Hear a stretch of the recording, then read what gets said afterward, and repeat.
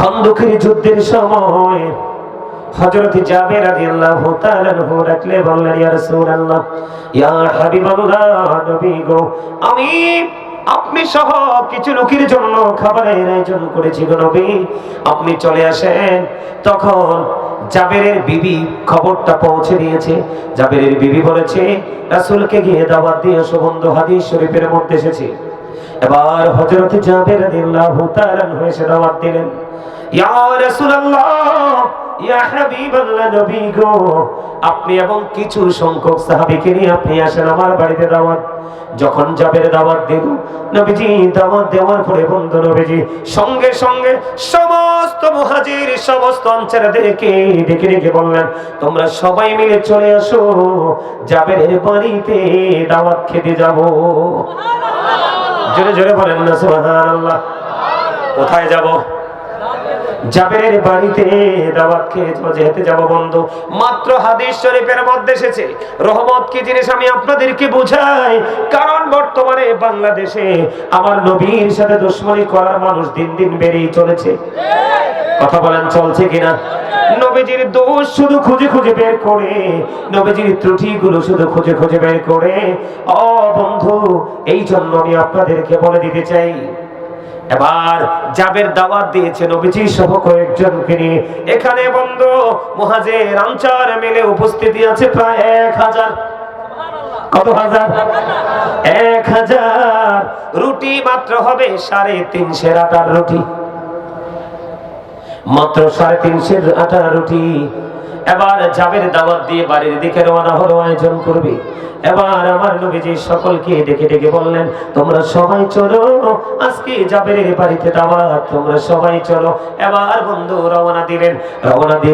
জাবেরের বাড়ি পর্যন্ত চলে গেলেন। কিন্তু নবীজি জাবেরকে জানিয়ে দিলেন, জাবের, আমি না যাওয়া পর্যন্ত তুমি গোশতের পাতিলের ঢাকনা সরাইও না। ও জাবের, আমি না যাওয়া পর্যন্ত তুমি যে আপ্যায়নের জন্য রুটির খামির বানাবে, এগুলো দিয়ে তুমি রুটি বানাইও না।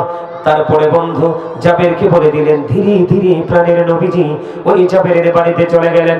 যাওয়ার পরে এবার কি করলেন, নবীজির পবিত্র জবান মোবারক থেকে একটুখানি থুথু নিক্ষেপ করে দিলেন। জোরে জোরে কন্যা সুবহানাল্লাহ। একটুখানি থুতু নিক্ষেপ করে দিলেন। এবার বন্ধু রুটি বানাচ্ছে, আবার বন্ধু গোশতের পাতিলে দিয়ে দিলেন। এবার বন্ধু গোশত বেড়ে দিচ্ছে, রুটি বানিয়ে দিচ্ছে। দিতে দিতে দিতে দিতে 1000 উপস্থিতি খেয়ে ফেললো, 1000 মুহাজির আনসার খেয়ে ফেললো। ও বন্ধু, 1000 মুহাজির 1000 আনসার রুটি খেয়ে ফেললো। খাওয়ার পরেও যেমন রুটির খামির তেমন রয়ে গেল, যেমন গোশতের পাতিল তেমনই রয়ে গেল। জোরে জোরে কন্যা সুবহানাল্লাহ।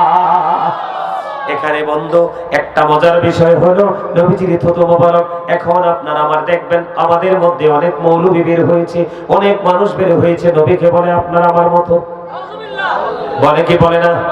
আমরা কি এটা বিশ্বাস করব? নবীজি বলেছেন, ক্বালা আইয়ুকুম মিসলি, তোমরা কে আছো আমার মতো? তোমরা কে আছো আমার মতো? কেউ এখনো পর্যন্ত হাত তুলতে পারেনি, কারণ আমার নবীর মতো কেউ হতে পারে না। বন্ধুরে আমার, পৃথিবীর মানুষ যদি কেউ কারো উপর থুতু ফেলায়, দেখবেন মারতে ধরে, বিচার বসায়, সালিশ বসায়, কিন্তু সকল মানুষ খাবে। আপনার আমার প্রাণের নবীর থুতুটা নিক্ষেপ করে দিল, এমন বরকত, এমন রহমত খাবারের মধ্যে চলে আসলো। 1000 মুহাজির আনসার খাবার খেয়ে ফেললো। বন্ধু, রুটির খামির যেমন ছিল তেমন রয়ে গেল, গোশতের পাতিল যেমন ছিল তেমন রয়ে গেল।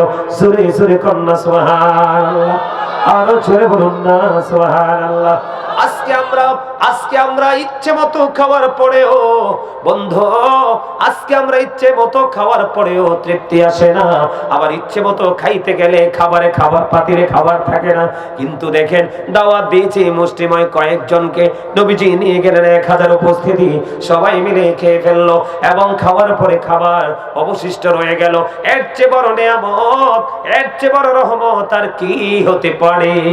বন্ধুরে আমার, নবীজির থুতুর কারণে কারণে, নবীজির থুথু মুবারকের কারণে খাবারের মধ্যে শুধু বরকত নয়, সাহাবায়ে কেরাম নবীজি যখন, রাসূল যখন, প্রাণের নবী যখন থুথু মুবারক নিক্ষেপ করত, সাহাবায়ে কেরাম এই থুথুটা হাতে নিয়ে নিত।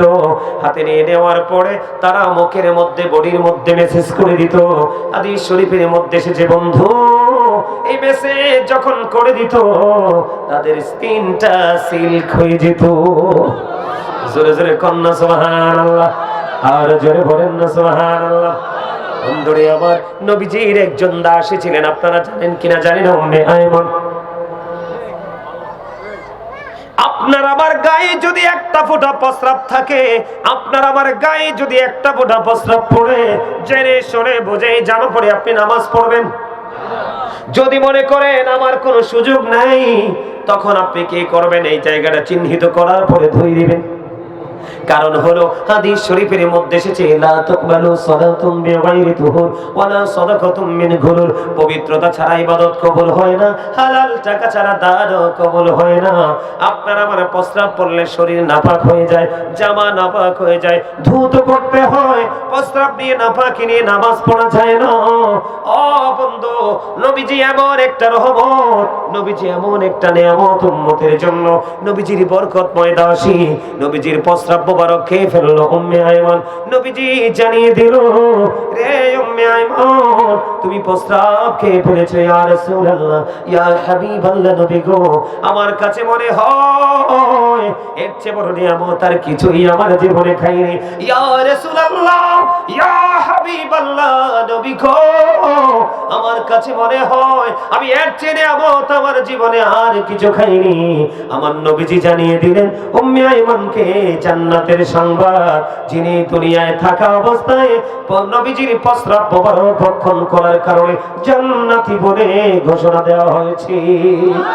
জোরে জোরে কন্যা সুবহানাল্লাহ, আর একটু মহাব্বতে পড়ুন সুবহানাল্লাহ।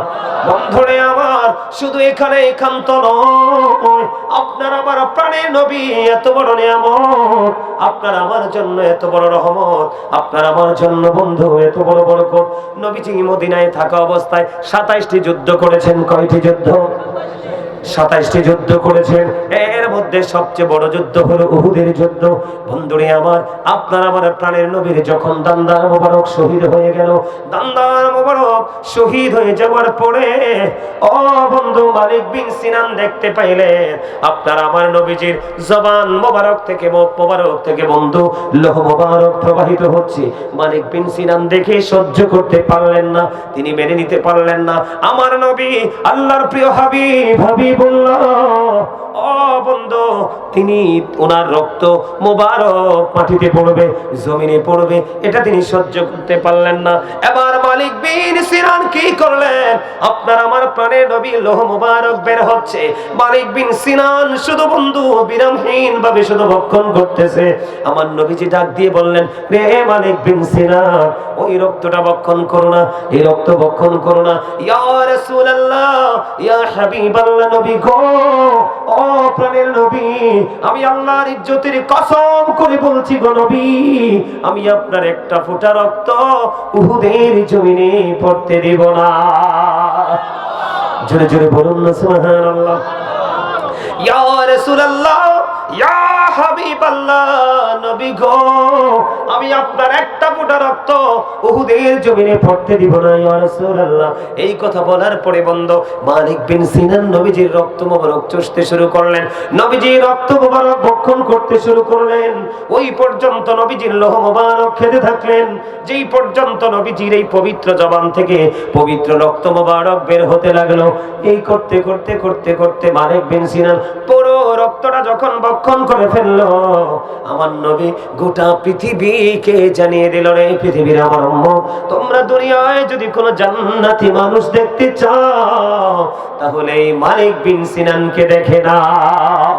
বন্ধুরে আমার, আপনার আমার রক্ত খাওয়া হারাম, ওয়াজ বুঝে নেবেন, শিক্ষা নেবেন। কারণ বলে হুজুর এই বিষয়টা কেন আপনি বেছে নিয়েছেন? এটা বেছে নেওয়ার কারণ হলো নবীকে আমার মতো আপনার মতো বলা হয়, নবীজির এই নুরানি জিসিম মুবারক কখনোই আপনার আমার মতো নয়, এবং নবীজির জিসিমের মধ্যে যা কিছু আছে এগুলো তো আপনার আমার মতো নয়। জোরে জোরে বলেন না সুবহানাল্লাহ। বন্ধুরে আমার, মাত্র 350 আটা রুটির খামির দিয়ে যদি 1000 মুহাজির 1000 আনসারকে খাওয়ানোর পরেও নবীজির থুতু মুবারক লাগার কারণে বন্ধু বরকতময় হয়ে যায়, তাহলে বুঝে নিতে হবে নবীজি কখনোই আমাদের মতো নয়, নবীজি সত্যিকার আমাদের জন্য রহমত। ঠিক কিনা বলেন? বুঝে নেন বন্ধু। নবীজির প্রস্রাব মোবারক খেয়ে ফেললো উম্মে আয়মান, আল্লাহর হাবিব জানিয়ে দিলেন তুমি জান্নাতি। সুবহানাল্লাহ। আর একটু মহব্বতে বলুন সুবহানাল্লাহ। উহুদের ময়দানে আপনার আমার প্রাণের নবী রক্ত মোবারক গন্ধ বের হতে লাগলো। মালিক বিন সিনান বক্ষণ করতে লাগলো। আমার নবী বলে খাইও না, ফালাই দাও। মালিক বিন সিনান ডাইকা বলল ইয়া রাসূলুল্লাহ, না আমি বক্ষণ করব না, আমি ফালাবো না, ওই পর্যন্ত বক্ষণ করতে থাকবো যেই পর্যন্ত আপনার রক্ত মোবারক বের হতে থাকবে। রক্ত মোবারক খাওয়া শেষ হলো, আমার নবী গোটা পৃথিবীকে জানিয়ে দিল, পৃথিবীর বুকে যদি তোমরা জান্নাতে কোনো মানুষ দেখতে চাও তাহলে মালিক বিন সিনানকে দেখে নাও। জোরে জোরে বলুন না সুবহানাল্লাহ। একদিকে নবীজি যে আমাদের মতো না এটা প্রমাণিত, আর একদিকে যে নবীজি রহমত এটাও আপনার আমার কাছে 100% প্রমাণিত। ঠিক কিনা বলেন?